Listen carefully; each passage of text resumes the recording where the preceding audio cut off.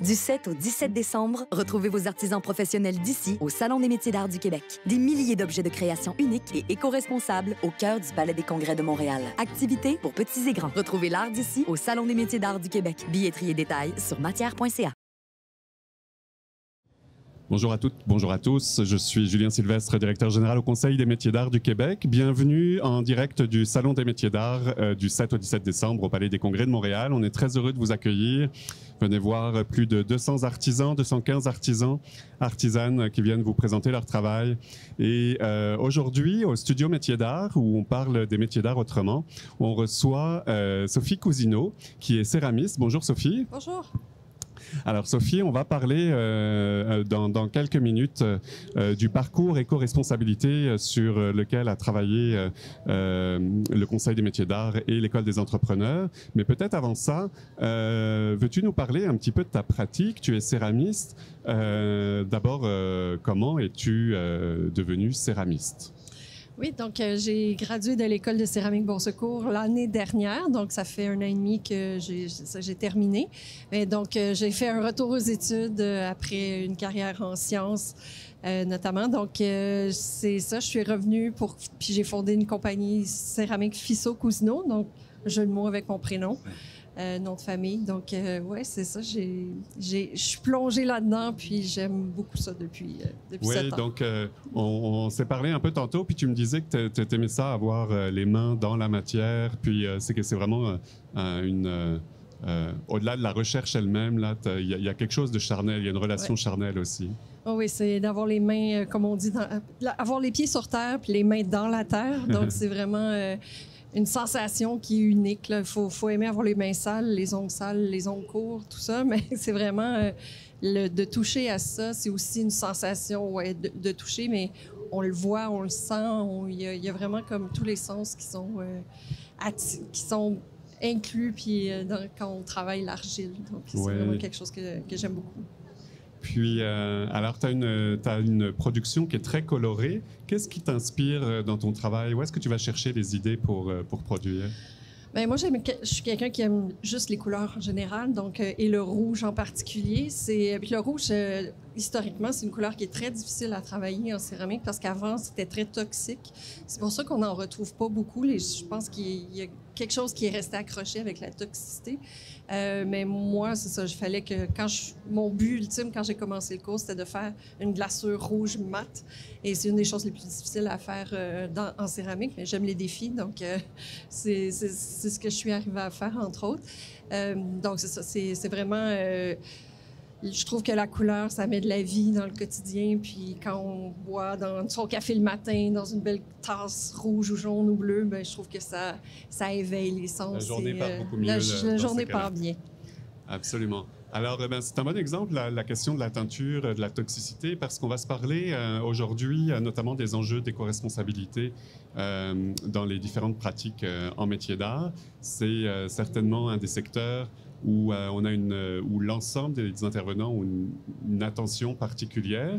Là, tu es ambassadrice pour le parcours éco-responsabilité en métier d'art. Oui. Peux-tu nous parler un petit peu de ce parcours-là? Oui, donc c'est un parcours qui dure 1 année.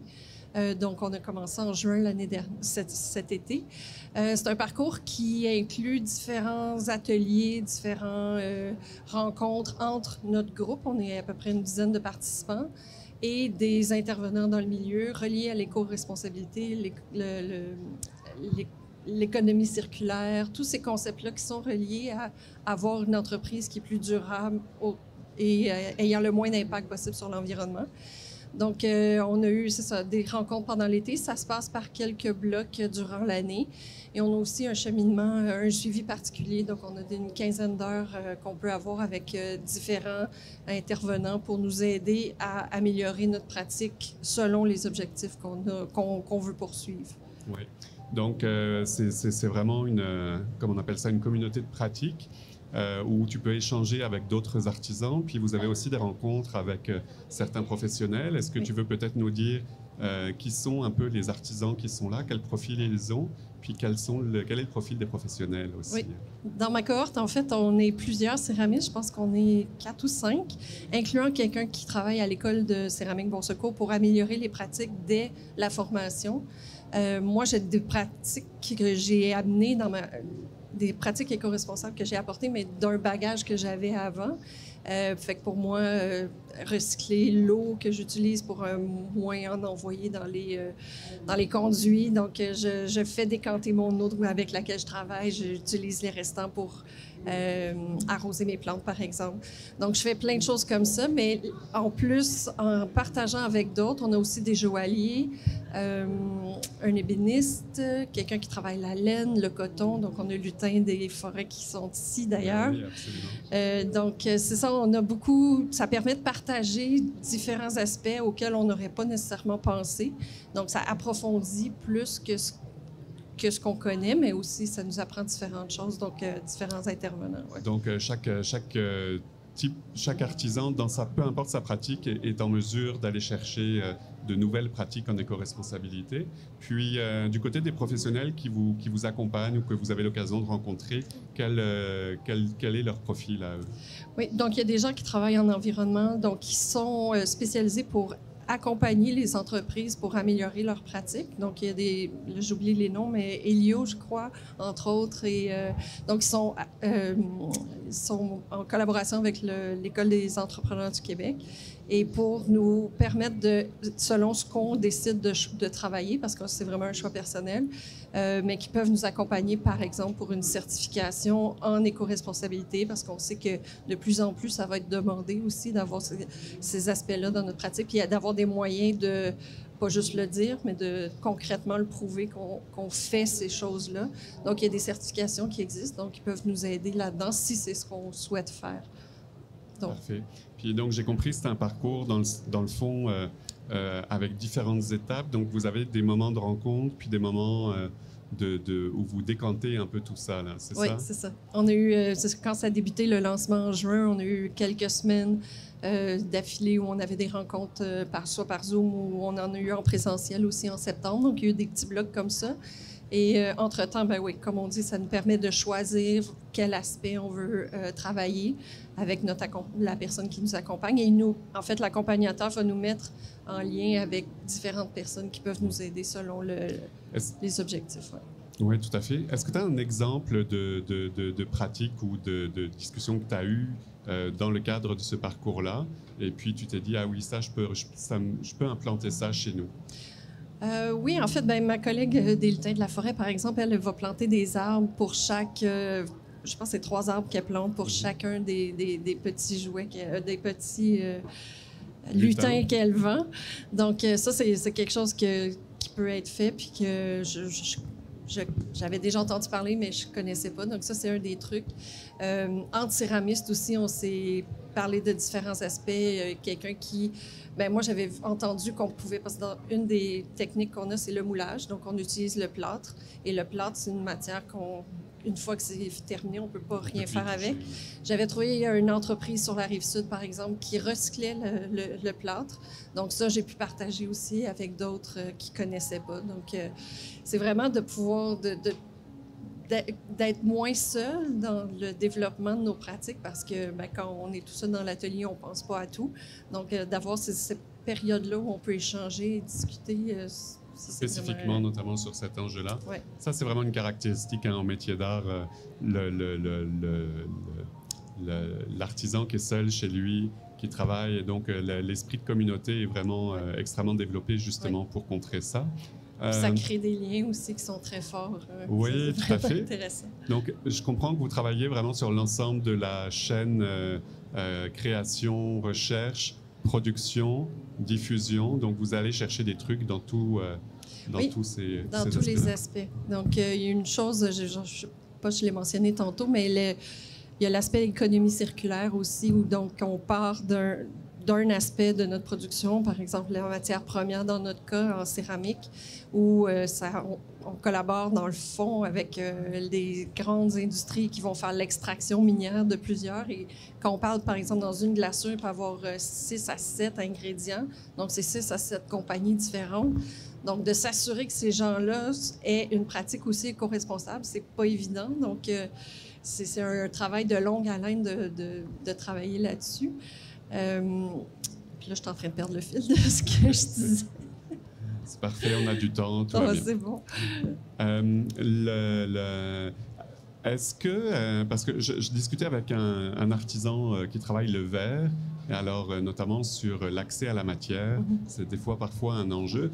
Lui, le sable, il n'y a pas de transformation de verre, je pense, au Québec. Donc le sable vient d'ailleurs, il est transformé dans un autre endroit, ensuite il arrive ici. Est-ce qu'en céramique, l'accès à la matière première est un enjeu, par exemple? Oui, tout à fait. En fait, comme je mentionnais, il y a des compagnies qui ne sont pas juste au Québec, sont où la ressource existe.